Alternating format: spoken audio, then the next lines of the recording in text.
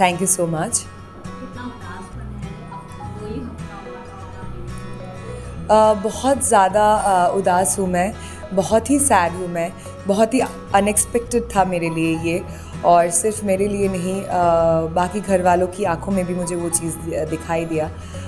बहुत ही अनएक्सपेक्टेड था, पर जिस तरीके से सब गले मिलके और इतने लोग, बहुत सारे लोग थे जो जेन्युइनली रो रहे थे, वो चीज़ कहीं ना कहीं मेरे दिल को छू गया कि एक्चुअली उन लोगों ने शायद मुझे प्यार किया, और शायद मैं उनके करीब पहुंच पाई, या शायद मैं उनके भी दिल को छू पाई, इसीलिए वो रो रहे थे।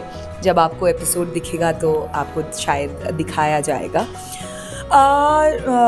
रही बात 15 दिन की, तो ये बहुत ही खूबसूरत था, मुझे बहुत कुछ सीखने के लिए मिला। मैं एज अ पर्सन बहुत स्ट्रॉन्ग होके बाहर आई हूँ, बस 15 ही दिन में, शायद और अंदर आगे तक रहती तो और ज़्यादा स्ट्रॉन्ग हो जाती, पर बस इतने ही दिनों में मुझे बहुत कुछ सीखने के लिए मिला। छोटी छोटी चीज़ें जो हम निजी ज़िंदगी में रियलाइज़ भी नहीं करते, वो सारी चीज़ें मुझे सीखने के लिए मिला। हर मोमेंट, हर दिन को मैं दिल से करीब रखना चाहती हूँ, क्योंकि हर मोमेंट, हर दिन का एक अलग ही फ्लेयर था, एक अलग ही खूबसूरती थी। So it was a beautiful journey in short, और it would be always close to my heart. आपकी एंट्री से लेकर एंड मोमेंट तक काफ़ी कुछ कंट्रोवर्सीज हुए, काफ़ी कुछ मैसेज, काफ़ी कुछ न्यूज़ बने हैं आपकी हर एक बातों को लेकर। तो सबसे पहले बात क्या है, जब आपने एंट्री किया था तो आपकी और टीना की फ्रेंडशिप को लेकर कई सारे मुद्दे खड़े हुए थे। Tina was upset with you just because आपने केयर किया था कि आप उनकी फ्रेंड नहीं हो। इस पर क्या बोलना चाहोगे, क्योंकि ये बात तो हाँ, क्योंकि वो ग्रीन दिखाने वाली थी और मैंने रेड दिखा दिया था। उसमें अगर वो अपसेट हो तो मैं बोलूँगी वो फेक है, क्योंकि हम लोग फ्रेंड्स नहीं थे, और पिछले 2-2.5 साल से तो हमारी बिल्कुल भी बात नहीं हुई थी। हम गोवा में एक योगाशाला में साथ में रह रहे थे, और वहाँ पे कुछ हरकतें उन्होंने मेरे साथ किया था और मेरे फियांसे के साथ किया था। उसके बाद तो हम बिल्कुल भी दोस्त नहीं थे। तो एक मंच पे, एक जो मंच करोड़ों लोग देखेंगे, उधर झूठ बोल के क्या फ़ायदा। उसके बाद आपका मान्या का फ्लाइट हुआ था, जहाँ मान्या ने क्लेम किया था कि आप टीवी एक्ट्रेस हो, और उस बात को लेकर उन्होंने आपको डाउन करने की कोशिश की थी, लेकिन बाहर कई सारे सीनियर सपोर्ट करते हुए नजर आए। तो और उन्होंने, जैसे कि अर्जुन मुचनानी, कामना पंजाबी, कई लोगों ने आपको सपोर्ट किया, क्योंकि आपको टीवी एक्ट्रेस बुला रहे थे। तो इस बात पे मैं यही कहूँगी कि सब अपनी अपनी मेहनत से, अपनी अपनी ईमानदारी से एक जगह पे पहुँचे हैं। आप किसी को डिमीन नहीं कर सकते हो, और कहीं ना कहीं आपका एक बहुत ही ज़्यादा अहंकार जो आपके अंदर है वो बाहर आया है। मुझे सिर्फ उसको यही समझाना था, और मैं, जो कि अगले दिन मैंने उसको समझाया भी था कि मान्या, रनर अप मिस इंडिया हर साल बनते हैं, तो ये कोई मतलब अनोखी चीज़ आपके साथ नहीं हो गई। ये डेफिनेटली बहुत बड़ा खिताब है, बहुत बड़ी अचीवमेंट है, आप इंस्पिरेशन हो, पर उसको अहंकार में मत बदलिए, क्योंकि 2020 की आप है तो 2021 की कोई और थी, 2022 की कोई और थी, 2023 की कोई और होगी। हर साल ये कंपटीशन होता है, हर साल नए लोग आते हैं, उसको पकड़ के आप एक जगह पे अड़ नहीं सकते हो। नाम तो ऐसे ही बनते हैं और ऐसे ही मिट भी जाते हैं, और मिट जाने के बाद आप जब वापस से नाम बनाते हो, उसी में कामयाबी है। तो आप अगर एक जगह पे अड़ जाओगे या अटक जाओगे, तो मैं तो ये हूँ, तो आप आगे कैसे बढ़ोगे।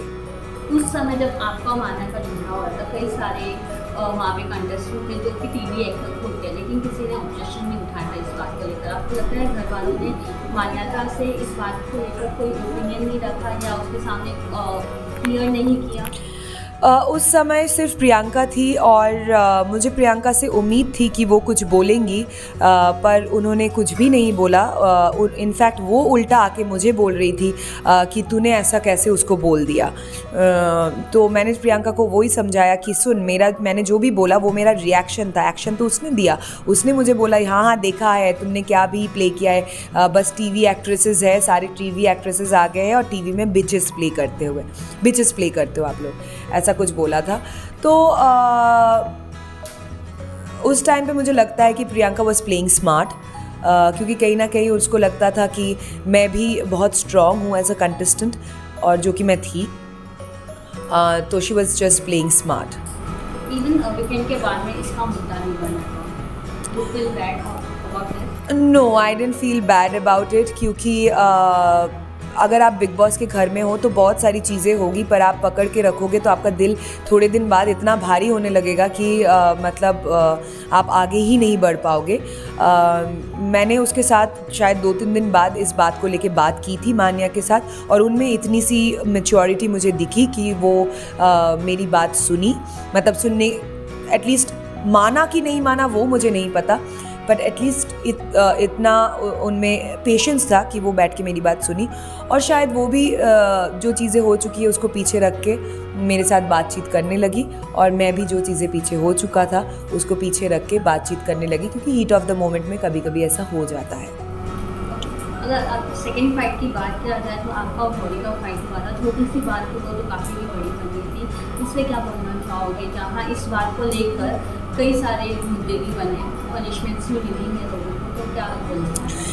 मैं इसमें यही बोलना चाहूँगी कि जिस तरीके से ऑडियंस ने इस बात को शायद परसीव किया होगा वो सही तरीका नहीं है, क्योंकि मैं वहाँ पे उनसे 2 फीट की दूरी में खड़ी थी, और सिर्फ मैं नहीं, सुम्बुल और बाकी लोग भी थे, आपको दिखाई होगा। तो सबके लिए उनका वो जो जेस्चर था वो बहुत ही ज़्यादा शॉकिंग था, क्योंकि वो एब्सोल्युटली घिनौना और अश्लील था, एब्सोल्युटली अनएक्सेप्टेबल और बिलो द बेल्ट था। वो आप एक टीवी इतने बड़े रियलिटी शो में आप नहीं कर सकते हो मेरे हिसाब से, क्योंकि एटलीस्ट कुछ भी हो जाता। मैं पहली बात तो मैं वो जेस्चर जानती ही नहीं हूँ उसका मतलब क्या होता है, पर बहुत ही गंदा लगा। जीभ निकाल के उन्होंने 2 टाइम वो किया है, और बाद में उन्होंने ये बात बोला है कि मैं तो वहाँ पे मेरा डांस कर रही थी। तो जो कला ने आपको फेमस किया है उसी कला का अपमान कर रहे हो आप, किसी को गाली देने के लिए उसी कला का इस्तेमाल कर रहे हो आप, और ऑडियंस ने उन्हीं को ज़्यादा वोट दिया मुझसे, क्योंकि मैंने सच्चाई कही कि ये सीख, ये संस्कृति हमारे देश की नहीं है, ये हम सीख के बड़े नहीं हुए हैं। ये एनवायरनमेंट मतलब पता नहीं वो कौन सी एनवायरनमेंट से आई होगी। इसका मतलब ये नहीं कि मैंने उनकी परवरिश पे उंगली उठाई, ना ही उनकी स्कूल पे उंगली उठाई। मेरा सिर्फ यही कहना था, हमारे देश में हम जाने जाते हैं all around the globe for our culture, for our education, और इतने लोग जब आपको, इतने कैमरास जब आपको देख रहे हैं उस कल्चर की, उस संस्कृति की, उस वैल्यूज़ जो हमें मिले हैं अपने आसपास के लोगों से, उसकी वैल्यू कीजिए, उस एजुकेशन की वैल्यू कीजिए। इतनी गंदी हरकत मत कीजिए, इतना मतलब बहुत ही गंदा। और एक बार नहीं, उसके बाद मैं 2 बार उनके साथ, मैं वो भूल के फिर भी मैं उनके साथ बात करने गई थी कि थोड़ी सी तो सेंसिबिलिटी रख, तूने तो खाना खा लिया, बाकी 2 लोग भूखे खड़े थे यार, मैं उनके लिए कटोरी निकाल रही थी, और उसी जगह से तेरे को तभी हाथ पोंछना था। इतना कुछ तो घर में है हाथ पोंछने के लिए, टाल हो गया, टिश्यू हो गया, कहीं और जाके पोंछ लेती, इतना क्या ईगो है। तो उनमें बात सुनने की कोई क्षमता ही नहीं थी, उनको इतना ज़्यादा अपना ईगो आ गया था कि उन्होंने वापस से मुझे 2 बहुत ही गंदे जेस्चर्स किए थे, जो मुझे नहीं पता, मुझे एपिसोड देखने के बाद पता चलेगा कि दिखाया गया है कि नहीं दिखाया गया है, वो भी बिलो द बेल्ट था। और मुझे इस बारे में सिर्फ इतना ही रिक्वेस्ट था बिग बॉस से, जो मैंने शायद किया नहीं होगा, कि मुझे एक बार कन्फेशन रूम में उनके साथ बात करनी थी, मुझे अपना पॉइंट भी रखना था। कोई अगर बिलो द बेल्ट जाएंगे, मैं भी सवाल उठाऊंगी फिर, क्योंकि ये हमारी संस्कृति नहीं है, ये हमारी कल्चर नहीं है। पूरी वर्ल्ड हमें किसी और तरीके से जानते हैं। India is full of richness, culture, education. India is not about that gesture. That was wrong.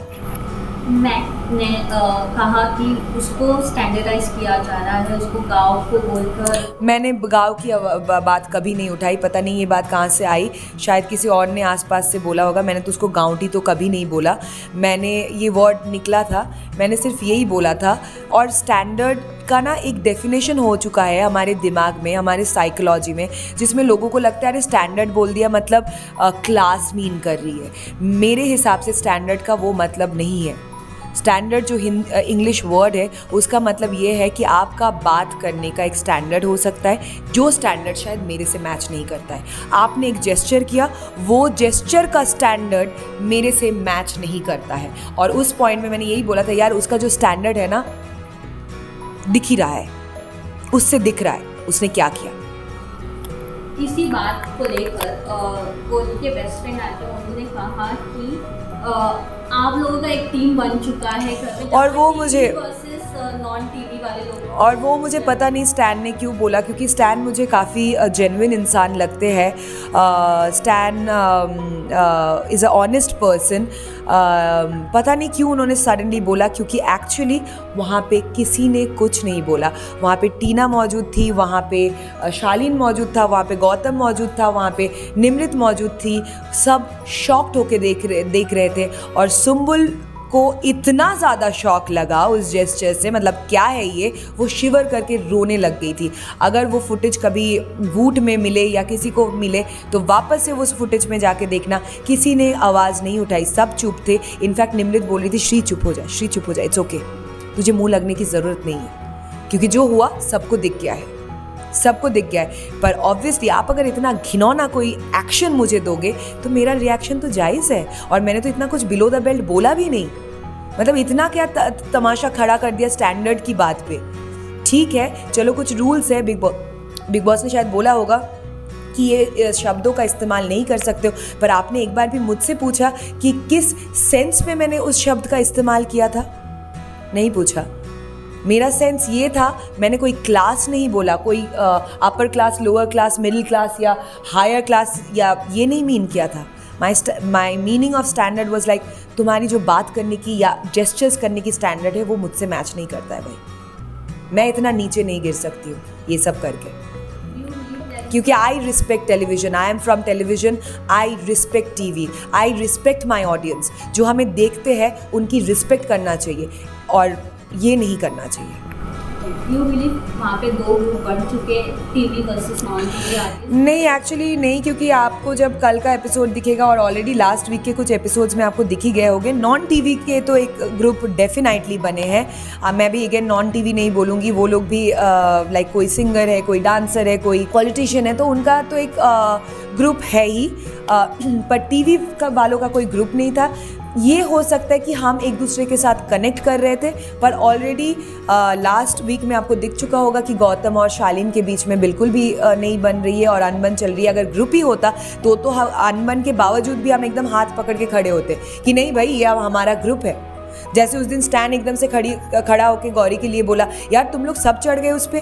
कौन चढ़ा? मैंने अकेले ने बोला था, और टीना ने शायद बीच से कुछ बोला था कि यार नहीं, ओ माय गॉड, ये क्या जेस्चर किया तूने गौरी, इतना ही शायद बोला होगा, मुझे याद भी नहीं है। तो हम ग्रुपिज्म कहाँ कर रहे? आप इनफैक्ट ग्रुपिज्म कर रहे थे, जो तुरंत आपको खड़े होकर गौरी के सपोर्ट में बोलना पड़ा था। आप किचन की इस तरफ थे स्टैन, आपको दिखा गौरी ने क्या किया था? नहीं। मैं फिर भी आपकी बहुत रिस्पेक्ट करती हूँ, आपके साथ मेरा 1-to-1 कनेक्शन बहुत अच्छा रहा है, आप एक अच्छे इंसान हो, पर उस पॉइंट पे वो बोलने की ज़रूरत नहीं थी।